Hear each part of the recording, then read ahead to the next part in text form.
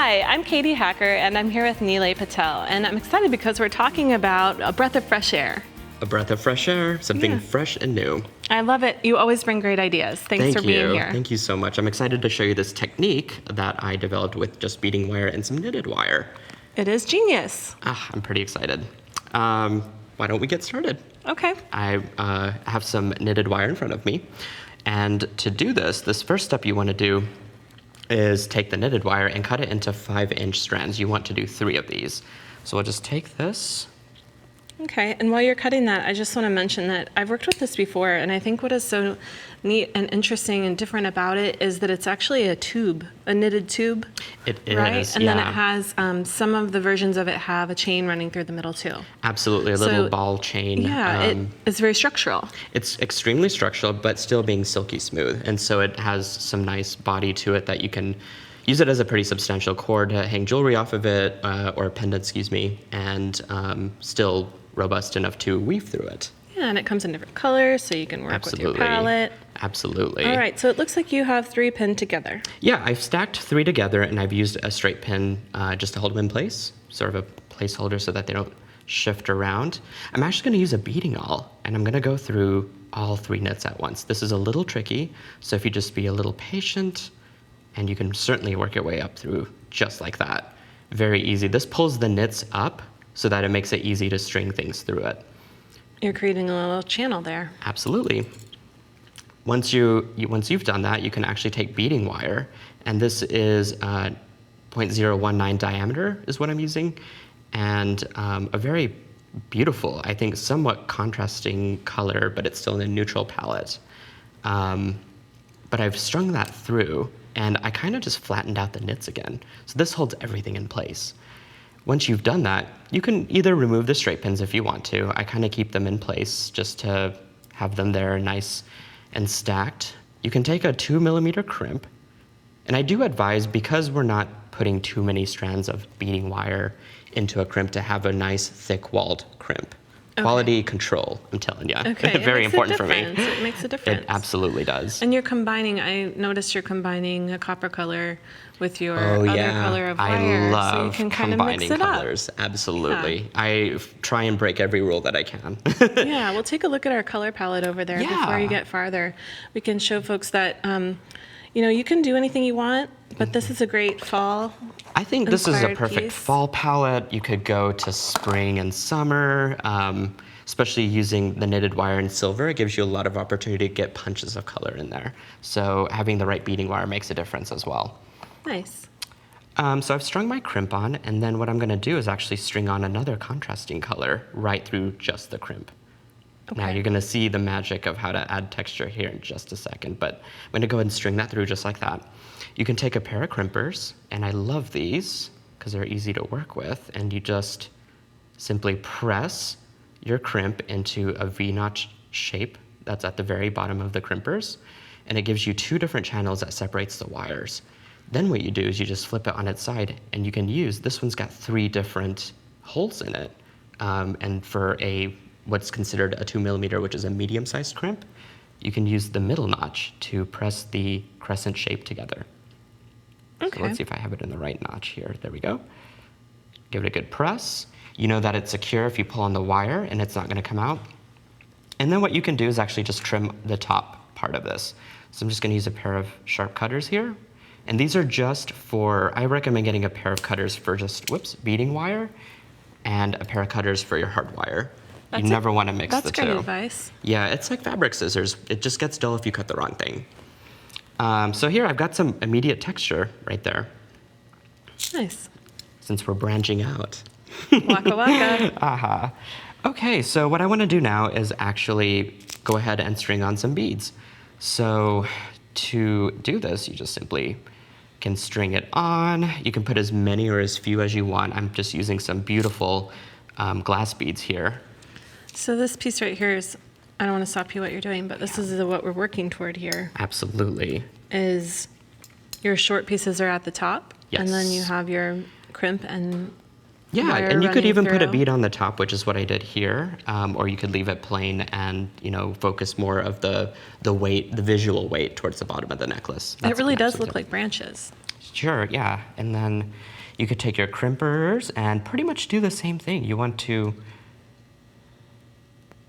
you want to hold that bead in place, you just simply put it in the end notch of your pliers where it's a V shape, turn on its side, and use the mid notch. Just like that. And Very then good. for that branching technique, what you can do, I'm gonna go ahead and add on another bead real quickly, just to get some texture going. You can string on a crimp, and do you remember that step in the beginning when we crisscrossed another wire Yes. through the crimp? Well, basically that same idea. You want to just take another color. We'll Oh, use so you'll this. just add more branches here. Absolutely. And Nice. you don't have to do anything else extra outside of that. You could even have it come up so that whenever you crimp it, you've got some branches that are going straight up instead of just falling down. So it'll give you even more texture. Right. Yeah, this is fun. This goes so quickly once you learn this technique. Would you recommend trying this in different diameters of wire, or what do you think? I would be very curious to see it. I think if you use a thinner beading wire, you could probably put even more branches within a crimp, you know, versus maybe something thicker. I like the thicker ones because you could see it a little bit easier. So if you're going for less of an illusion, more tree branchy, It than becomes having a part of the medium design size. itself. Precisely. And I think that would be better for the colors especially. But, you know, I'm just imaginating with this, so I would love to see it done in, you know, different size wires. So you just basically keep going and keep adding as you do this. So it's pretty easy. Once you master that crimping, I'm telling you, this goes fast. There we go. I'm just adding on a bead wherever I can between the crimps. Of course, got to get that sparkle in there. Definitely. Let's see, there we go. Whoops, sometimes things fall out. You just simply tuck it back in place and keep crimping. So if you ever wanted practice with crimping, this is the project for it. Well, and it doesn't really show. You know what I mean? Like, and it's not a part of the structure of the design. Correct. So if you do need practice, it's a decorative element, That's true. right? Yeah, absolutely. So it's not holding your whole necklace together. If one of No. these was lost, it wouldn't be the end of the It world. wouldn't, so. precisely. So yeah, I just kind of cut my branches down to match the length together at the bottom. You could certainly stagger it if you wanted to. Okay. And even add on beads and have them floating there. So that's roughly the technique that Okay. I used here. So once you have your branches on, and you have Yes. this as your focal element, Right. now where do we go? So now we need to connect this to make the necklace rope happen, right? So what I do with this knitted wire is I have these special little findings. This one's for a 3-channel, or this allows for 3 different knitted wires because it's got 3 different channels. Oh my gosh, that's great. And they have little teeth inside so that you don't need glue. It's very and you don't need a secure. special tool. Right. Fantastic. So what I want to do is when I've gone through and made all of my branches come together, you could take a pair of cutters, and I'm going to use these. And you just want to make sure that they're all, stuff flying up, that you want to have these at the same length, just like that. Okay.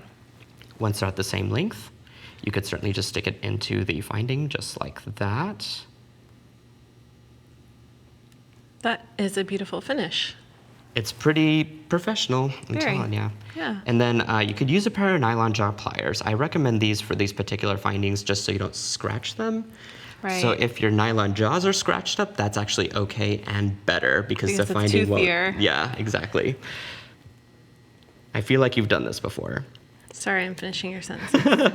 No, I'm glad that someone else has experienced some of these same things that I have.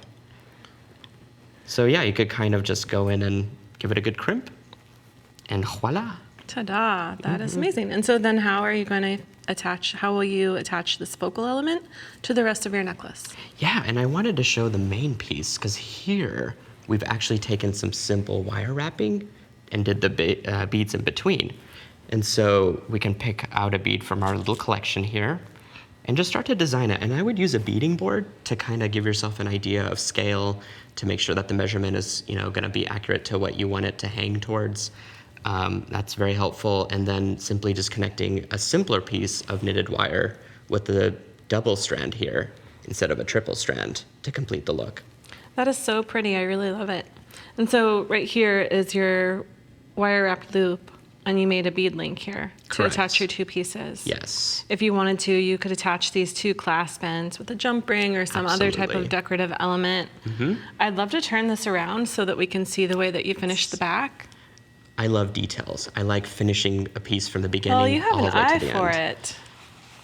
We just have a few seconds left, but I want to take a look here and show your finished piece. Yes, it With ends the with the wrap double link. strand and then the wrapped and then the clasp. This is so beautiful. And let's you. take one more look at the earrings. These are gorgeous. So you could create pieces that go along with your Yeah, ensemble. absolutely. Once you've learned this technique, you can apply a smaller crimp there to hold the two knitted wires together and then use your branching technique that you just now learned. Amazing. I love it. Thank you so much, Nealay. Thank you, Katie. You're welcome.